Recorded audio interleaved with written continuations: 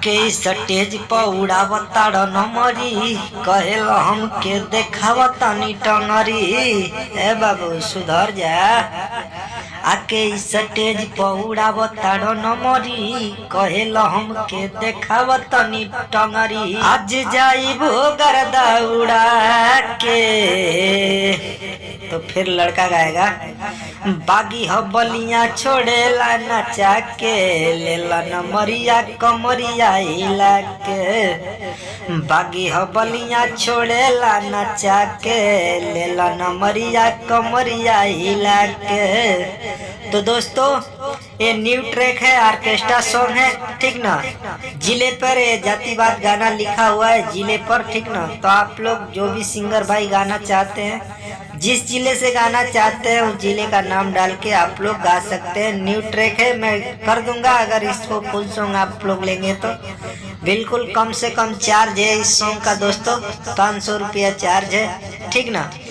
तो जो भी सिंगर भाई गाना चाहते हैं तो अपने ज़िले के ऊपर लिखवा सकते हैं, ठीक ना। मैं नाम चेंज कर दूंगा, ठीक है। बलिया जिला पे मैं लिखा हूँ, आप लोग जहाँ से भी गाना चाहते हैं, छपरा जिला हिला के, बलिया जिला हिला के या गाजीपुर जिला हिला के, जिस भी जिले से आप लोग गाना चाहते हैं मैं आप सभी को लिख कर दे दूंगा। बिल्कुल कम से कम चार्ज है। जो भी सिंगर भाई लिखवाना चाहते हैं पर्सनल सॉन्ग तो लिखवा सकते हैं। हमारा डिस्क्रिप्शन में नंबर है, आप लोग कॉल करके लिखवा सकते हैं। और जो भी सिंगर भाई हमारे वीडियो में नए हैं तो वीडियो को लाइक कीजिए, भाई के चैनल को सब्सक्राइब कीजिए कि भाई का मोटिवेशन बढ़े, तो आप सभी के लिए हमेशा गाना लेकर आता रहे।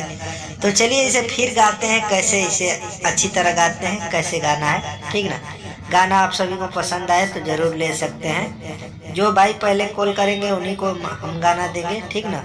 तो चलिए फिर से गाते हैं इसे। आके स्टेज पर उड़ावताड़ नमरी कहेल हमके देखावतानी टंगरी। आके स्टेज पर उड़ावताड़ नमरी कहेल हमके देखावतानी टंगरी। आज जाइबो गर्दा उड़ा के। बागी हो बलिया छोड़ेला नचा के लेला नमरिया कमरिया हिला के। बागी हो बलिया छोड़ेला नचा के लेला नमरिया कमरिया हिला के। तो गाना दोस्तों बिल्कुल अच्छा है, अगर अच्छे गाते हैं तो गा सकते हैं। ये गाना अच्छा है। तो चलिए फिर मिलते हैं नेक्स्ट वीडियो में, तब तक के लिए इतना ही। जय हिंद, जय भारत, जय हो भोजपुरिया समाज। बने रहे इसी तरह अपने भाई के चैनल से। Bye by.